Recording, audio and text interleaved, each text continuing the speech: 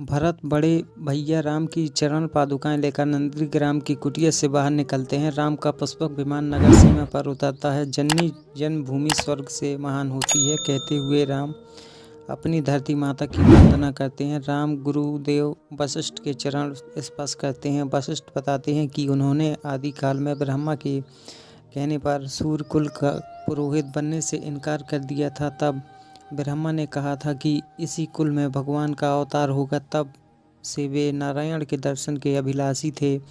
तीनों माताओं में राम सबसे बड़े पहले माता कैकेयी के चरण स्पर्श करते हैं और बाल सुलभ अंदाज में पूछते हैं कि माँ उनके लिए राज्य भोग बनाकर रखा है ना।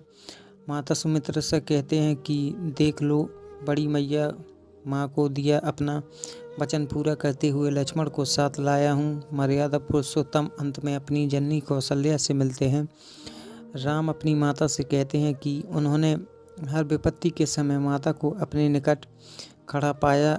उनकी रगों में माता के दूध की शक्ति थी जिसके बल पर वे हर विपत्ति को पार कर माँ के चरणों में वापस आ सके। कौशल्या कहती है कि संसार उन्हें भगवान का अवतार कह रहा है लेकिन वह उन्हें अपने पुत्र के रूप में ही निहारना चाहती है। कौशल्या राम को भरत के पास यह कहकर भेजती है कि उसने तुमसे अधिक कठिन वनवास काटा है।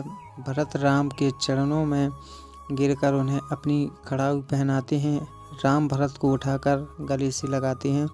सीता भी तीनों माताओं का आशीर्वाद लेती है। माता कौशल्या सीता का हाल पूछती है तो वह कहती हैं कि जब त्रिजटा उन पर हाथ फेरती थी तो उस क्षण मुझे उनसे आपकी छवि दिखाई पड़ती थी। उर्मिला, मांडवी और श्रुतुकीर्ति भी अपनी बड़ी बहन सीता के गले मिलकर रोती हैं। माँ का हृदय पुत्र के लिए कितना तड़पता है। कौशल्या लक्ष्मण से मिलकर सबसे पहले यह पूछती है कि उसे मेघनाद की फांसी कहाँ लगी थी। लक्ष्मण माता कैकेयी और अपनी जननी माता सुमित्रा के चरण स्पर्श करते हैं। सुमित्रा कहती है कि जब भी संसार में भ्रात प्रेम की बात होगी लक्ष्मण का उदाहरण दिया जाएगा। महर्षि वशिष्ठ कहते हैं कि वनवास का समय पूरा हो चुका है। सरयाऊ में स्नान करने के उपरांत राम, लक्ष्मण, भरत अपनी जटाएं खुलवाकर राजसी वेश में राजमहल में जाएं।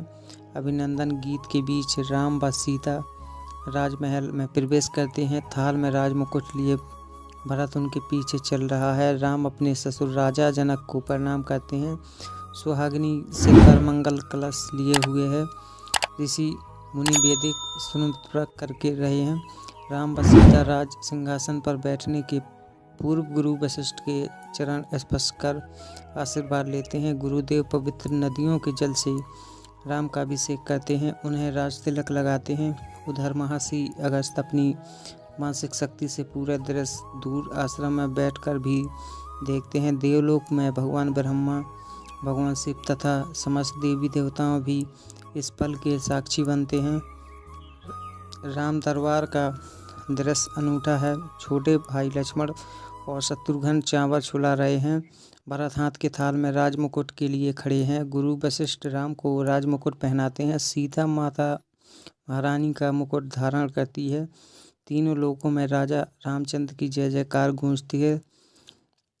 त्रिजपट पर गोस्वामी तुलसीदास हरि कथा अनंता गाते दिखाई पड़ते हैं।